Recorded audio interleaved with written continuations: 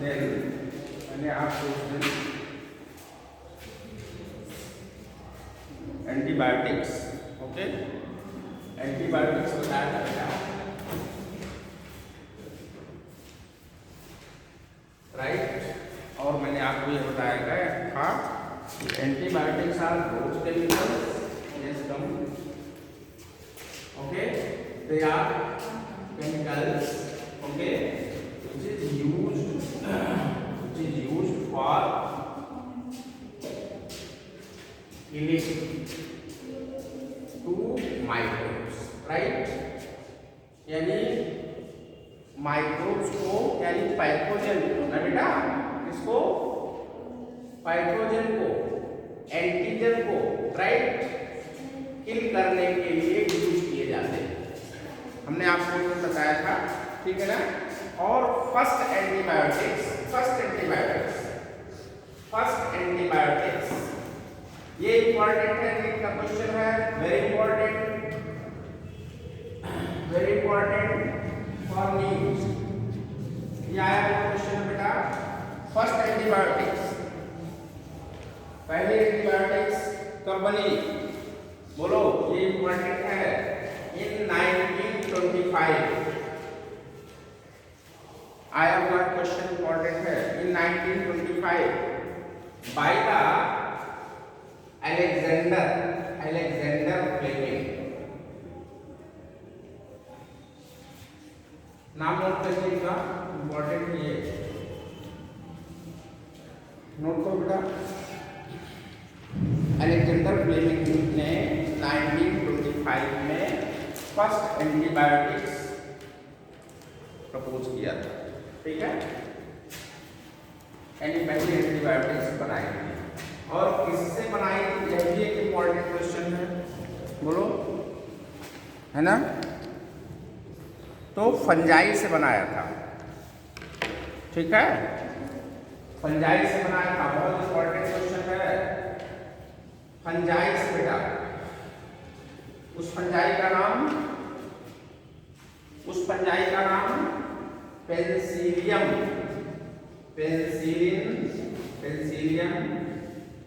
Notatum, right. और जो antibiotics बनी उस एंटीबायोटिक्स का नाम बोलो, पेनिसिलिन, वेरी इंपॉर्टेंट, ठीक है। तो पेनिसिलिन, राइट, जो एंटीबायोटिक बनी उस एंटीबायोटिक का नाम, यानी फर्स्ट एंटीबायोटिक, सबसे पहला एंटीबायोटिक,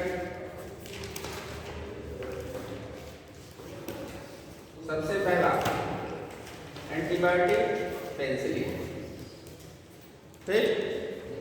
कौन आइसोलेट किया, अलेक्जेंडर फ्लेमिंग ने, किस सन में, 1925 में, ठीक है। और किस ऑर्गेनिज्म से बनाया गया, तो वह ऑर्गेनिज्म कौन सा था, फंजाई, ठीक है। उस फंजाई का नाम क्या था, तो पेनिसिलिन नोटेटम, ठीक है। ये इंपॉर्टेंट है, नोट कर लीजिए, यहाँ से एक क्वेश्चन बन ही जाता है, इंपॉर्टेंट, ओके। देखते हैं कंटेंट में नेक्स्ट क्या है।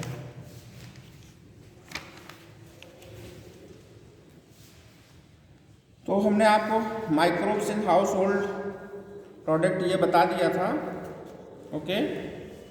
इसमें हमने आपको लैक्टिक एसिड बैक्टीरिया बता दिया था, लैक्टोबैसिलस, जो मिल्क को कर्ड में कन्वर्ट कर देता है, ठीक, ओके। लैक्टिक एसिड बैक्टीरिया, जिसको लैक्टोबैसिलस कहते हैं, okay. That bacteria convert into the milk into the curd. Milk में कौन सी प्रोटीन पाई जाती थी, बताए थे उस दिन, पाई जाती है केशिन प्रोटीन, बताए थे ना, तो ये क्या करता है, कोएगुलेट कर देता है। ठीक है, क्लियर? ये हमने आपको बताया था।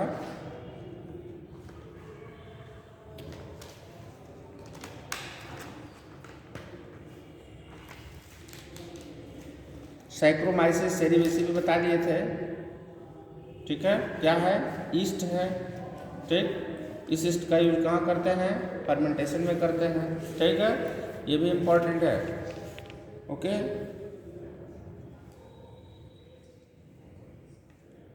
Microbes in industrial product.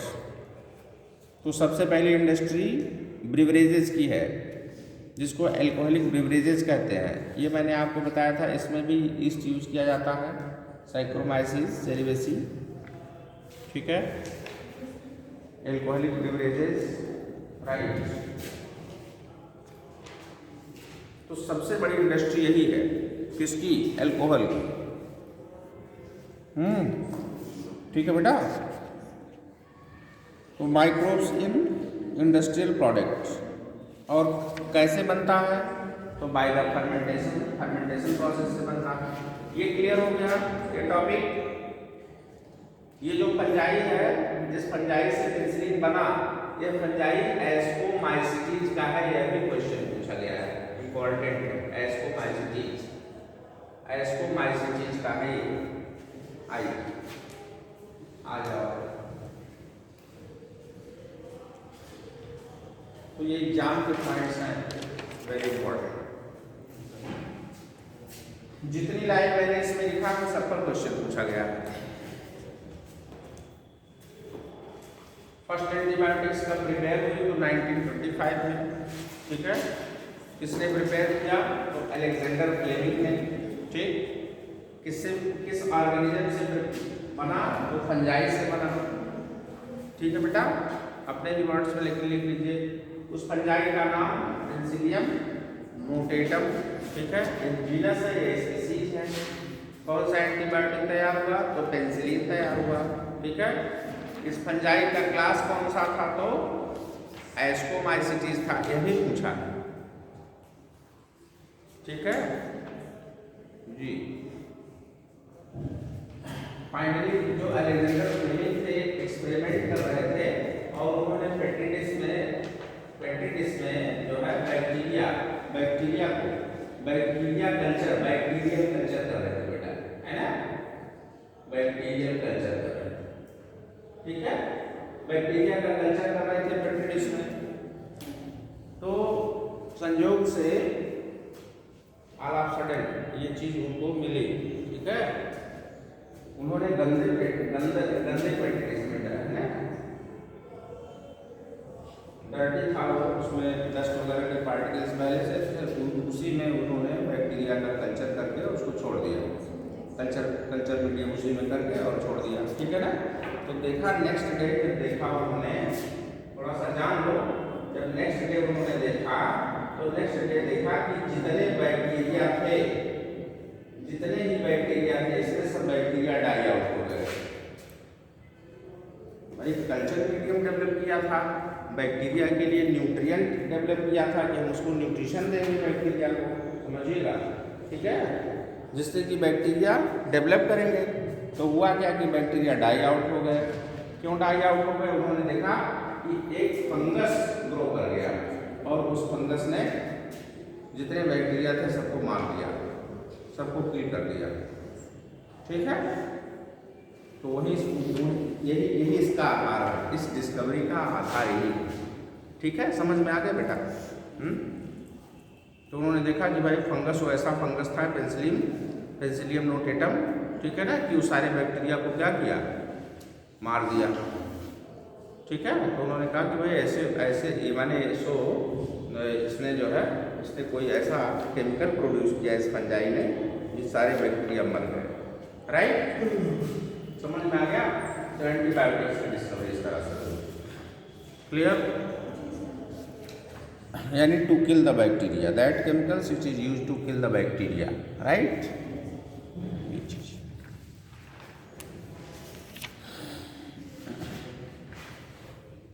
और इसमें कुछ बेटा,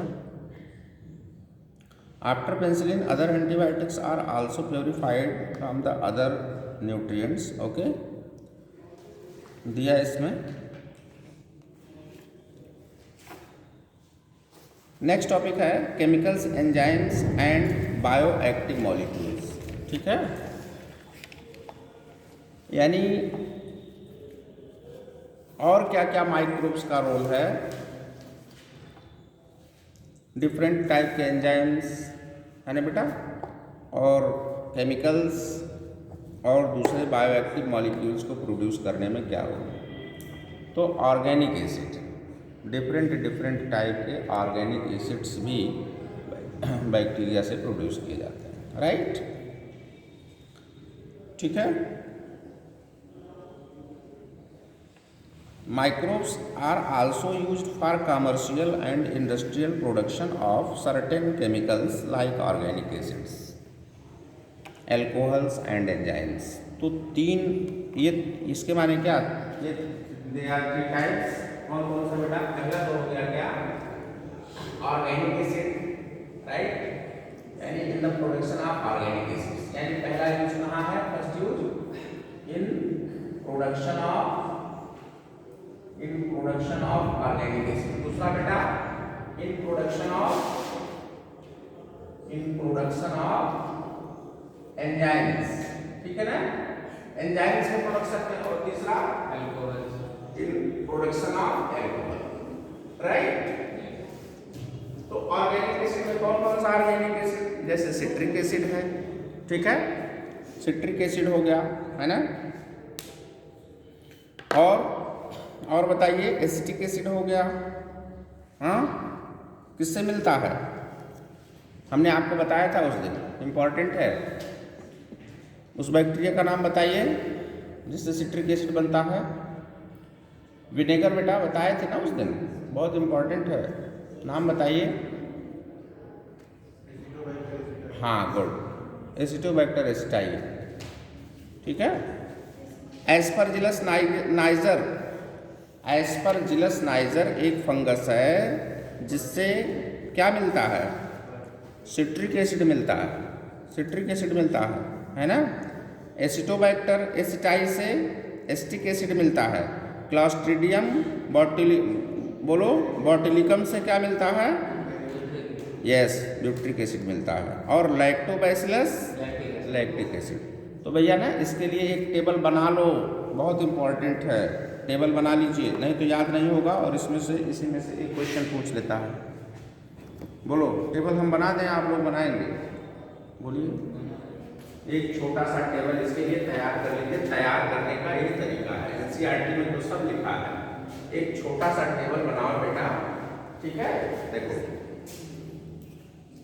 इस तरह से आप एक टेबल प्रिपेयर करिए और यहाँ लिखिए name of organic acid.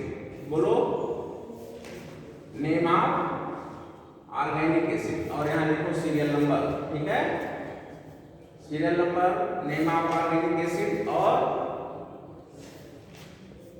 Micro organism, ठीक है, और किस माइक्रो ऑर्गेनिज्म से मिलता है, तो नाम लिखिए। तो पहला नंबर 1 बना लो, अभी तुरंत बनाओ, इसको तैयार हो जाएगा।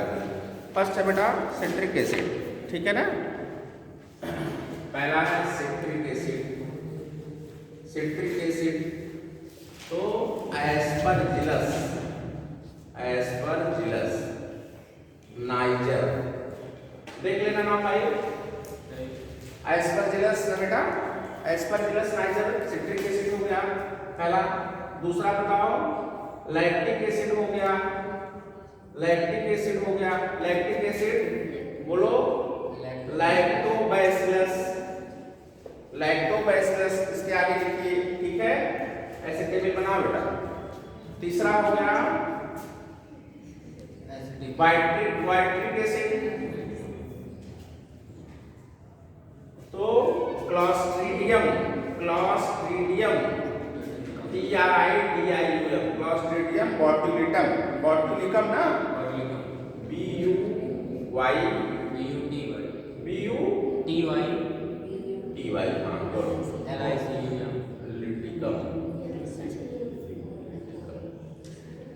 ठीक है ना, क्लॉस्ट्रिडियम से मिलेगा ऑर्टिक एसिड, ठीक है ना। लैक्टिक एसिड किससे मिला, लैक्टोबैसिलस से। सेक्टिक एसिड किससे मिला, एस्परजिलस नाइजर से मिला। और acetic acid, yes very good, acetic acid बेटा, एसिटिक एसिड। एसिटिक एसिड मिला किससे, एसिटोबैक्टर, एसिटोबैक्टर एसिटाइल। चारों आप तैयार कर लीजिए, चारों के नाम तैयार कर लीजिए, ठीक है। ये वो माइक्रो ऑर्गेनिजम्स है जहाँ से हमें ऑर्गेनिक एसिड प्राप्त होता है, ऑर्गेनिक एसिड हमें मिलता है। तो ये कौन कौन से हैं बेटा, पहला है एस्परजिलस नाइजर, ठीक है, दूसरा है लैक्टोबैसिलस, क्लॉस्ट्रिडियम बोटुलिनम, ठीक है, और एस्टोबैक्टर एसिटाइल, राइट। तो ये ऑर्गेनिक एसिड प्रोड्यूस करने वाले माइक्रो ऑर्गेनिजम्स हो गए। एनसीईआरटी में दिया है, इतना इम्पोर्टेंट है, ठीक है। They are organic acids, right. Now yeast, अब देखिए कह रहा है कि भाई ईस्ट जो है ये जो है एथेनॉल के कमर्शियल प्रोडक्शन में यूज किया जाता है, ठीक है, यानी एल्कोहल के कमर्शियल प्रोडक्शन के लिए एथेनॉल यूज किया जाता है, राइट। तो Saccharomyces cerevisiae that is called yeast is used, है ना, probably used in the commercial production of the ethanol, right. Microbes are used for the production of enzymes, जैसे lipase का नाम है बेटा, lipase are used in the detergent formulation, okay, and are helpful in the removing oily stains from the in the laundry, right। तो ये important हो गया यहाँ पर लाइपेज, ठीक है, डिटर्जेंट फार्मुलेशन के लिए बेटा, ठीक है। You must have notice that bottled fruit juice brought from the market, they are clear, है ना, clearer as compare to those made at home. अब देख लीजिए, कह रहा है कि भाई जो आप लाते हैं बॉटल जो है परचेज करते हैं वो ज़्यादा क्लियर होता है, ऐसा क्यों, है ना। और घर पर अगर बनाया जाए तो उतना क्लियर नहीं होता, उतना क्लीन नहीं होता है ना, जो फ्रूट जूस बनाया जाता है, तो ऐसा क्यों। This is because the bottled juice are clarified by the use of pectinases, okay, and proteases, ठीक है ना। तो पेक्टिनेजेस और प्रोटीएजेस उसके लिए यूज कर लेते हैं, ठीक है। Streptokinase produced by the bacterium Streptococcus, यानी स्ट्रेप्टोकाइनेज जो एंजाइम है, ठीक है, ये स्ट्रेप्टोकोकस बैक्टीरिया से मिलता है। इसकी भी एक लिस्ट छोटी सी बना सकते हैं बेटा, ठीक है ना। That bacterium is modified by the genetic engineering, okay, in the used as a clot buster, ठीक है, for removing the clots from the blood vessels of the patient who have undergone the myocardial infection leading to heart attack। कह रहा है कि जो clots हो जाते हैं हार्ट अटैक के, ड्यूरिंग द हार्ट अटैक, ठीक है ना, उन क्लॉट्स को डिसॉल्व करने के लिए ऐसे बैक्टीरिया का यूज किया जाता है, ठीक है, जो कि जेनेटिक इंजीनियरिंग के लिए एक, इसके माने क्या, जेनेटिक इंजीनियरिंग में उसको फॉर्म किया जाता है, ठीक है। Another bioactive molecules, cyclosporin A का नाम दे रखा है, that is used as an immunosuppressive agent in organ transplant protein, ठीक है ना। तो इसके लिए कह रहा है कुछ बायोएक्टिव मॉलिक्यूल्स भी हैं, they are produced by the fungus Trichoderma, ठीक है। तो ट्राइकोडर्मा यहाँ इंपॉर्टेंट हो गया। ट्राइकोडर्मा क्या है, फंगस है। कभी एक बार ऐसा क्वेश्चन पूछ लिया था कि ट्राइकोडर्मा इज फंगस की बैक्टीरियम की क्या है, कि प्रोटोजुअन क्या है, ये भी क्वेश्चन पूछा था एक बार। कभी कभी ऐसा पूछ लेता है कि माइक्रो ऑर्गेनिज्म का नाम दे देगा, कह देगा बताइए इन विच ऑफ द फॉलोइंग, ठीक है जी, ऐसा भी। तो इसके लिए भी थोड़ा सा अपना अटेंशन होना चाहिए कि ट्राइकोडर्मा क्या है, तो फंगस है, ठीक है, राइट। तो ट्राइकोडर्मा इज ए फंगस, ठीक बेटा।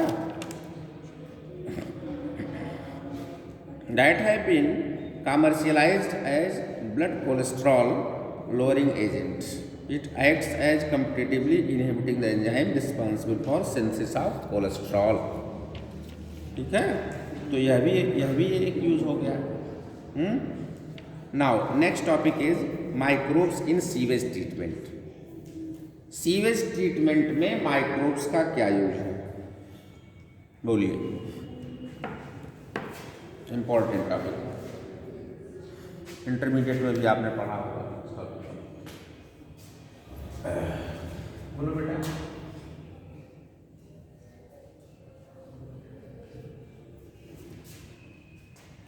How the microorganisms play an important role in the sewage treatment. Do you know sewage? Sewage आप लोग जानते हैं क्या है, बोलो. Waste water. Sewage waste water. Sewage is the mixture of एक ही चीज नहीं है बेटा, इसमें large mixture of dirty water, गंदा पानी हो गया. ठीक है. डोमेस्टिक वेस्ट हो गया. डोमेस्टिक माने अपने घर का कूड़ा कचरा. डोमेस्टिक वेस्ट घर का वेस्ट है ना, अपने घर के अंदर का जो वेस्ट हो गया उसको डोमेस्टिक वेस्ट कहते हैं. ध्यान देना, डोमेस्टिक वेस्ट हो गया, डर्टी वाटर हो गया. ठीक है. किचन वेस्ट हो गया, किचन वेस्ट. ठीक है. किचन वेस्ट माने क्या, जो वेजिटेबल्स वगैरह सड़ी सब्जियां होती हैं फेंक दी जाती हैं, आउट ऑफ यूज हो जाती हैं, है ना बेटा. यानी रॉटन वेजिटेबल्स, ठीक. और डिकेइंग क्लॉथ्स, ठीक है ना. ये सब मिल करके देखो पानी, कभी देखिए आप ये सब किस तरीके से ये सब मिक्स हो करके उसी में, ठीक है ना, एकदम पानी को बिल्कुल ब्लैकनेस आ जाता है वाटर में. देखा ना, जो नाली का पानी है, नाला का जो पानी होता है ना, कितना गंदा हो जाता है. तो दे आर सीवेज, वही उसी को सीवेज कहते हैं. ठीक है ना, माने इन्फ्लुएंस आप कह सकते हैं. इन्फ्लुएंस, दे आर इन्फ्लुएंस माने वेस्ट बेटा, है ना. तो dirty water, domestic waste, kitchen waste, rotten vegetables और डिकेइंग क्लॉथ्स और मिक्सचर होता है सीवेज, यानी गंदा पानी और सब उसी में, है ना. जो जितने भी वेस्ट होते हैं सब उसी में मिक्स हो जाते हैं गंदे पानी में, तो हम उसको सीवेज कहते हैं. ठीक है. अब सीवेज का ट्रीटमेंट होना जरूरी है, बोलो. अगर सीवेज का ट्रीटमेंट ना हो तो सीवेज वैसे पड़ा रहेगा, बोलो. आप देखिए कॉलोनी में जो है एक जगह तमाम लोग इकट्ठा फेंकने लगते हैं, है ना. तमाम सड़ी हुई सब्जियां हैं, है ना, और जो घर का बचा खाना है ना, बेकार तमाम चीजें, अगर वो ऐसे एक्यूमुलेट होते रहे, इकट्ठा अगर वैसे होते रहे, तो देख लीजिए कितना हो जाएगा कि नहीं बेटा. तो लेकिन माइक्रोब्स का बड़ा इंपॉर्टेंट रोल है उसको डीके करने में, उसका डिकम्पोजिशन करने में, बोलो, है ना. So the microorganisms play a very important role in the decomposition of sewage. बोलिए, ये बात समझ में आ रही है. यानी सीवेज को डिकम्पोज करने में माइक्रोब्स बहुत इंपॉर्टेंट रोल प्ले करते हैं. इसी नाते हम इनको क्या कहते हैं, डिकम्पोजर कहते हैं. ठीक है ना. तो ये डिकम्पोज कर देते हैं उस सीवेज को. ठीक. अब है क्या, तो अब सोच लीजिए ये जो सीवेज है कितना न्यूट्रिएंट रिच होता है, बोलो. होता है कि नहीं. इसमें ढेर सारा न्यूट्रिएंट है भाई, है ना भाई. चावल, दाल, है ना, जो भी है, फाइनली है तो प्रोटीन मटेरियल, उसमें प्रोटीन, फाइनली उससे प्रोटीन तो मिलेगा उसके डाइजेशन से. दाल है ना, वेजिटेबल्स हैं, तो तमाम न्यूट्रिएंट हो जाते हैं, तो न्यूट्रिएंट रिच हो जाता है. मान लिया कि ये जो मिक्सचर ऑफ डर्टी वाटर है और इस सीवेज के साथ किसी जो है वाटर बॉडी में जा करके इंटर कर जाए, और करता ही है। बोलिए भाई, नाली का पानी कहीं जाएगा ना, एक्यूमुलेट होगा ना, इकट्ठा होगा कि नहीं होगा बेटा, बोलो। ठीक है, तो उसका एक्यूमुलेशन होगा, मीन्स एक्यूमुलेशन ऑफ, बोलो बेटा, एक्यूमुलेशन ऑफ सीवेज, यानी सीवेज का एक्यूमुलेशन इकट्ठा हो जाएगा। सीवेज किसी वाटर बॉडी में कहां पर इकट्ठा हो जाएगा? वाटर बॉडी में। तो वाटर बॉडी में इकट्ठा हो जाएगा, तो जिससे वहां जो माइक्रोब्स हैं न्यूट्रिएंट रिच हो जाएगा। जब वाटर बॉडी में सीवेज इकट्ठा हो जाएगा तो जो वाटर बॉडी है वो न्यूट्रिएंट रिच हो जाएगा। यही से इसका बेस है बेटा, बहुत इंपॉर्टेंट है ये, न्यूट्रिएंट रिच। अब न्यूट्रिएंट रिच हो गया, तो जो न्यूट्रिएंट रिच हो गया, अब यहां पर इस न्यूट्रिएंट को इनटेक कर लेगा कौन? माइक्रोब। माइक्रोब इस न्यूट्रिएंट को क्या करेगा? इनटेक करेगा, और जितना इनटेक करेगा उतना माइक्रोब्स की ग्रोथ होगी। बोलो, ग्रोथ होगी कि नहीं? हाँ, तो आप देख लीजिए, जो गंदा पानी जो वाटर बॉडी में जो पानी पर देखने को ढेर सारे ग्रीनरी, हाँ देखा होगा ना बेटा, तो उसको एल्गल ब्लूम कहते हैं। एल्गल ब्लूम, एल्गल ब्लूम कहते हैं। ढेर सारा देखो पानी के ऊपर खूब ग्रीनरी आ जाती है। कैसे? बाय गेटिंग द न्यूट्रिएंट्स, है ना। यही न्यूट्रिएंट्स जो इफ्लुएंट जो है वो न्यूट्रिएंट रिच है, उसको एक्यूमुलेट करके और ढेर सारे ये ग्रीनरी हो जाते हैं, तो उसको एल्गल ब्लूम कहते हैं। अच्छा, और देखिए नेक्स्ट एक और इम्पॉर्टेंट है इसी में, इसी से रिलेटेड है क्या? जब जो है देखिए बीओडी एक टॉपिक है, बहुत इंपॉर्टेंट है बेटा। BOD, BOD biological oxygen demand, ठीक है, biological oxygen demand. BOD means biological oxygen demand. क्या है बायोलॉजिकल ऑक्सीजन डिमांड में? बीओडी बहुत इंपॉर्टेंट है, वेरी इंपॉर्टेंट। इसका फुल फॉर्म है बायोलॉजिकल ऑक्सीजन डिमांड। क्या बायोलॉजिकल ऑक्सीजन डिमांड है? जैसे जब न्यूट्रिएंट ज्यादा इकट्ठा हो जाएगा बेटा, है ना, डर्टी वाटर और सब ज्यादा इकट्ठा हो जाएगा, तो वहाँ माइक्रोब्स की ग्रोथ खूब ज्यादा हो जाएगी, बहुत ज़्यादा माइक्रो ऑर्गेनिजम्स हो जाएंगे। तो जब माइक्रो ऑर्गेनिजम्स बहुत ज़्यादा हो जाएंगे तो रिस्पायरेशन करेंगे। क्लियर? यानी क्या करेंगे? फूड का ब्रेक डाउन करेंगे। जो भी फूड मटेरियल है, जो भी वहाँ सड़ा गला जो भी पहुँचा है, तो उसका ब्रेक डाउन करेंगे। तो जब ब्रेक डाउन करेंगे तो इस ब्रेक डाउन करने में बोलो उनको ऑक्सीजन की जरूरत है, क्योंकि फार्मूले में, रिस्पायरेशन के फार्मूले में O2 है प्लस O2। क्या है फार्मूला बताइए, बोलो, है कि नहीं है? यानी ग्लूकोज प्लस ऑक्सीजन, यही तो है। रिस्पायरेशन क्या है बेटा? Break down of the food material, है ना, मेटाबॉलिज्म इसको कहते हैं। तो उसमें क्या है? ग्लूकोज जो है प्लस ऑक्सीजन O2। तो तो अधिक से अधिक ऑक्सीजन की रिक्वायरमेंट होती है, यानी उन बायोटा को, माइक्रोब्स को अधिक से अधिक, more and more oxygen is required. अधिक से अधिक, जितने ज़्यादा बायोटा होंगे, जितने ज़्यादा माइक्रो ऑर्गेनिजम्स होंगे, न्यूट्रिएंट पा करके उनकी ग्रोथ होगी, उतने ज़्यादा ऑक्सीजन की जरूरत है। तो उस पर्टिकुलर वाटर बॉडी में ऑक्सीजन डिमांड बढ़ जाता है, इसी को बायोलॉजिकल ऑक्सीजन डिमांड कहते हैं।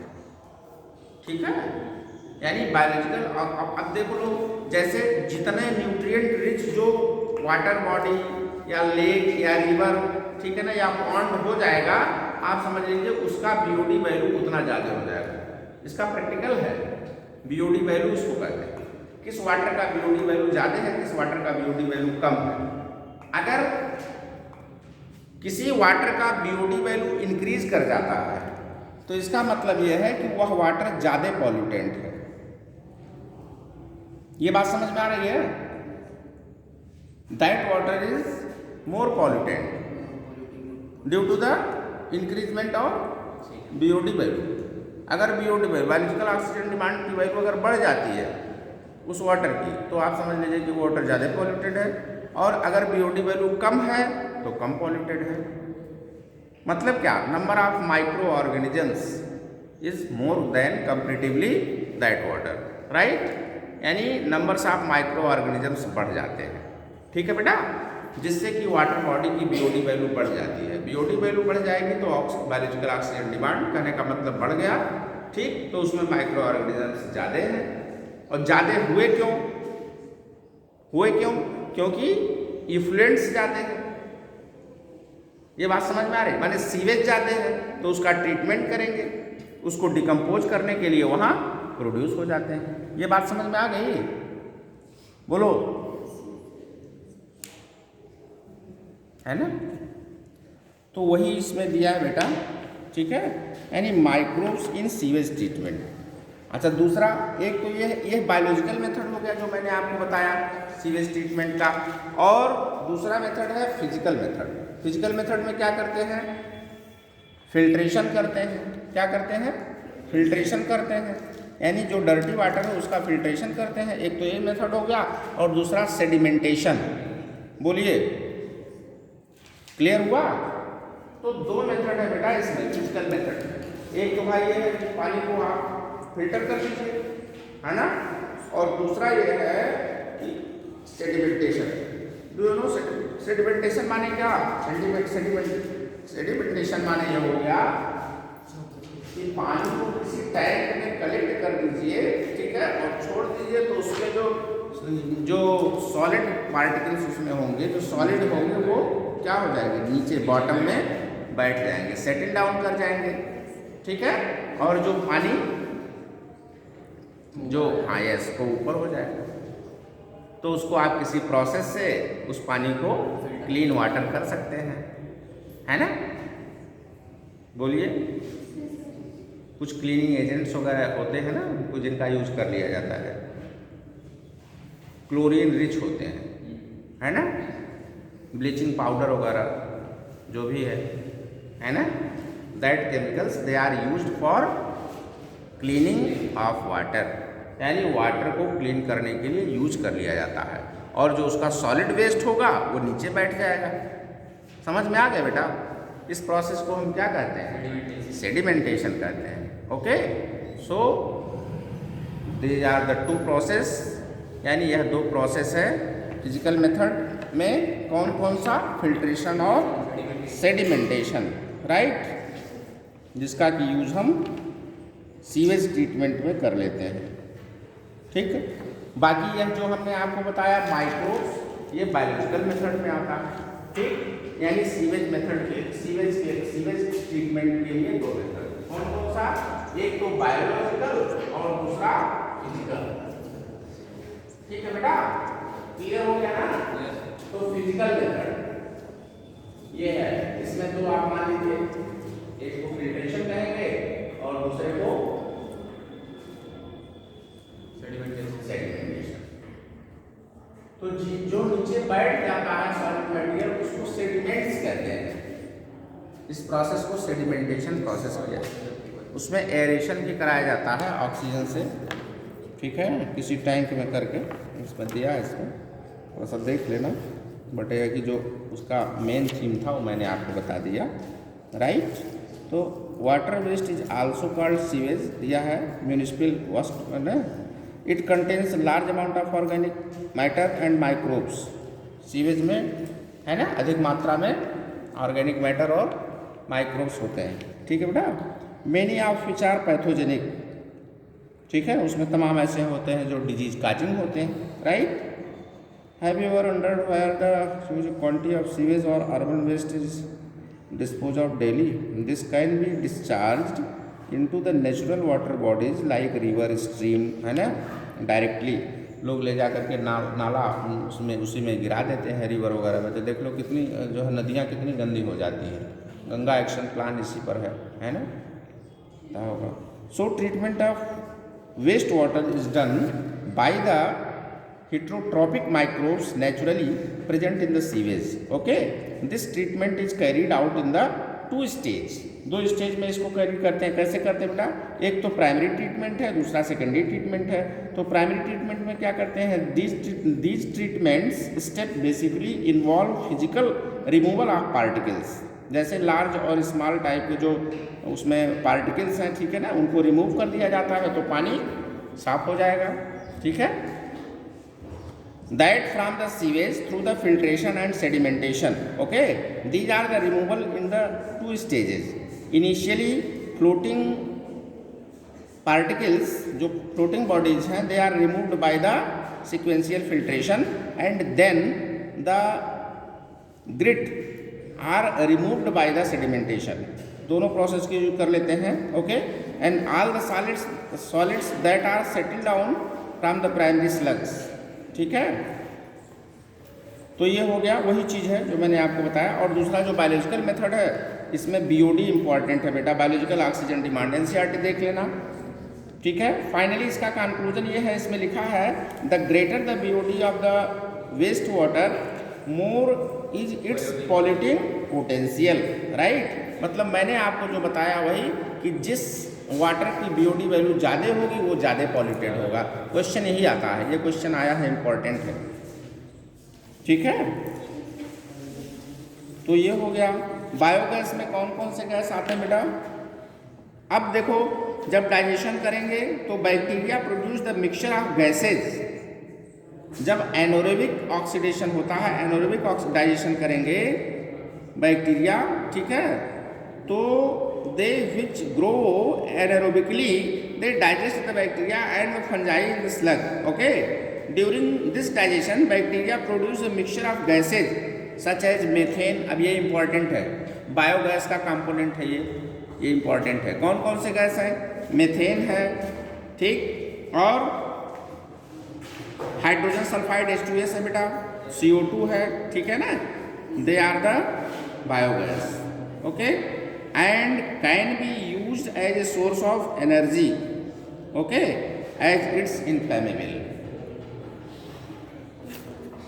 ठीक है, तो बायोगैस भी इम्पोर्टेंट है। तो मैंने आपको बीओडी बताया जो कि एग्जाम के लिए इम्पोर्टेंट है। ठीक, एंटीबायोटिक में जो उसकी डिस्कवरी है वो बहुत इम्पोर्टेंट है, उसको तैयार कर लीजिएगा। राइट, जिसमें अलेक्जेंडर फ्लेमिंग का नाम 1925 जो ईयर है वो है ना, और किस फंजाई से ये, तो एंटीबायोटिक के लिए वो टॉपिक वो इम्पॉर्टेंट है, और बायोलॉजिकल ऑक्सीजन डिमांड इम्पॉर्टेंट है। ठीक है, इससे क्वेश्चन बन जाते हैं। और ऑर्गेनिक एसिड का जो मैंने आपको टेबल बनवाया ये इम्पॉर्टेंट है, इसको ज़रूर तैयार कर लीजिएगा। क्लियर? ठीक है, और इसी के से संबंधित जो यमुना एक्शन प्लान है, गंगा एक्शन प्लान है, गवर्नमेंट ने क्या कुछ इसके लिए हैं, कौन कौन से एक्ट, कुछ रूल रेगुलेशन दिया कि भाई जिससे जो है डर्टी वाटर रिवर्स वगैरह में ना इंटर कराया जाए। ठीक है ना, इसके लिए गवर्नमेंट ने इसके लिए क्या किया, ये थोड़ा सा है, इसको देखने की ज़रूरत है। तो गंगा एक्शन प्लान जो है, जब प्राइम मिनिस्टर थे राजीव गांधी तो उन्होंने चलाया था गंगा को बचाने के लिए। गंगा में बहुत ज़्यादा पॉल्यूशन हो गया था। ठीक है, ये है बस, बाकी और कुछ नहीं इसमें। हम आपको नेक्स्ट टर्म पर microbes in production of biogas ये पढ़ाएंगे। क्लियर?